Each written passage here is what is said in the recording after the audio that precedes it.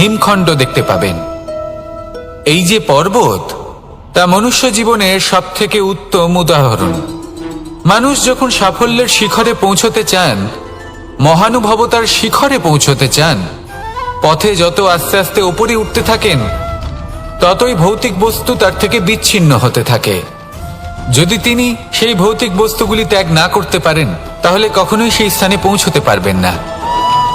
আর মানুষ যদি উচিত ত্যাগ করতে পারেন, পথে অগ্রসর হতে থাকেন, এগোতে থাকেন, তাহলে একদিন না একদিন তিনি মহানুভবতার, জ্ঞানের, সাফল্যের হিমের স্বাদ অবশ্যই লাভ করবেন।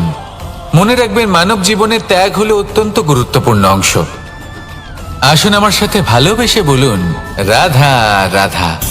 আপনি কখনো কোনো বাজকে নিজের বাসা বানাতে দেখেছেন? এই বাজ যখনই কোনো বাসা বানায়, তখন উঁচু গাছের ডালে বা কোনো পর্বতের শিখরে বাসা বানায়, অনেক উচ্চতায়। আর সেখানে তার সন্তানও জন্মগ্রহণ করে। যখন এই সন্তানেরা জন্মায়, তখন এই বাজ খুবই ভালোবেসে এবং খুব সাবধানে এদের পালন পোষণ করে। নিজের ঠোঁট দিয়ে তাদের ঠোঁটে খাবার পরিবেশন করে। কিন্তু যেই সেই সন্তানেরা হৃষ্টপুষ্ট হয়ে যায় এবং সেই কথা বাজ নিজে বুঝতে পেরে যায়, সেই বাজ নিজেই সেই বাসা ছিন্ন ভিন্ন করে দেয়।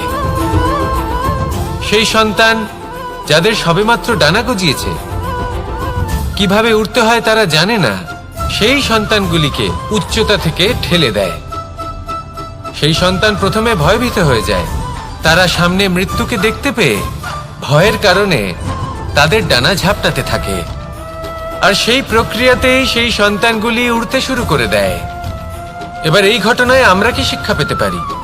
এটাই, যদি আপনি মাতা পিতা হন, তাহলে নিজের সন্তানকে অবশ্যই স্নেহ করুন, কিন্তু তাদেরকে নিজের আঁচলের তলায় বেঁধে রাখবেন না।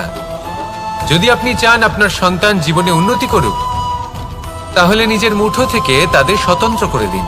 এই সংসারে সংঘর্ষ করতে দিন।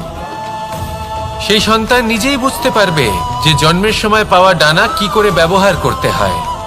আর আপনার চোখের সামনে আপনার সন্তান এই আকাশে উড়তে থাকবে।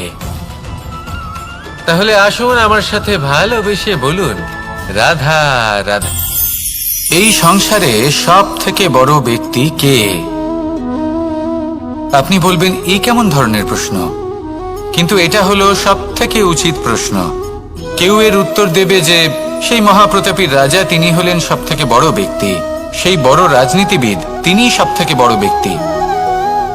আমি আপনাকে জানাই যে সংসারের সব থেকে বড় ব্যক্তি হলেন তিনি, যার সাথে দেখা করলে আপনি নিজেকে ছোট মনে করবেন না। কোন ব্যক্তি যিনি সব থেকে বেশি শক্তিশালী, আপনি যদি তার সামনে যান, তাহলে উনি আপনার অন্তরের শক্তিকে বাইরে বের করে আনবে, আপনার অন্তরে লুকিয়ে থাকা শক্তিকে জাগ্রত করতে প্রেরণা প্রদান করবে। তিনি হলেন বড় ব্যক্তি, তিনি হলেন মহান ব্যক্তি।